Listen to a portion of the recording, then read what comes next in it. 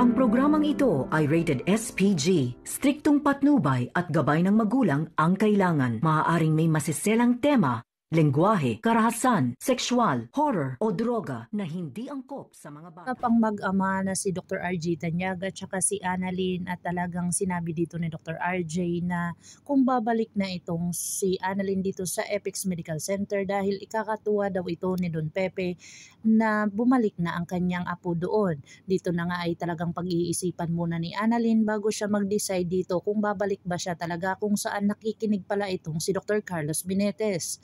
Dito na sumabit na naman itong si Dr. Carlos, at kung saan sinabi niya dito kay Annalyn kung gusto niyang lilipat ay talagang maiintindihan niya kung ano ang kanyang desisyon. Wala pang desisyon itong si Annalyn dahil gusto niya pang pag-isipan at hindi naman ito minamadali ni Dr. RJ Tanyag.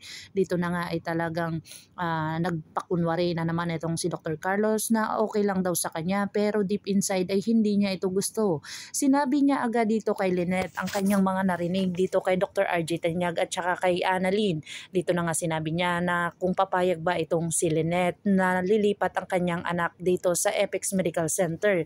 Pero sabi nga ni Lynette ay talagang kakausapin niya muna itong si Annalyn bago ito sasabihin sa kanya, at talagang hindi naman daw sila maghihiwalay kundi iba lang ang pinagtatrabuhan nila. Kung saan daw masaya si Annalyn ay doon na din siya.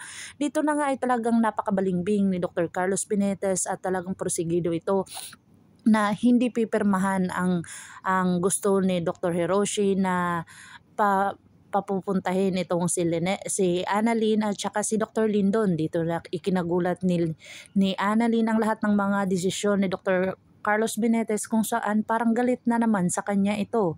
Dito na nga sinumbong ni Annalyn dito sa kanyang kapatid na si Harry, ay talagang sinabi din ni Harry kung bakit gano'n na naman ang mood ni Dr. Carlos Binetes. Dito na ipinagtataka talaga nila kung ano ang dahilan at ano ang nangyari dito kay Dr. Carlos Binetes, at pinagtataka ito ni Dr. Katie.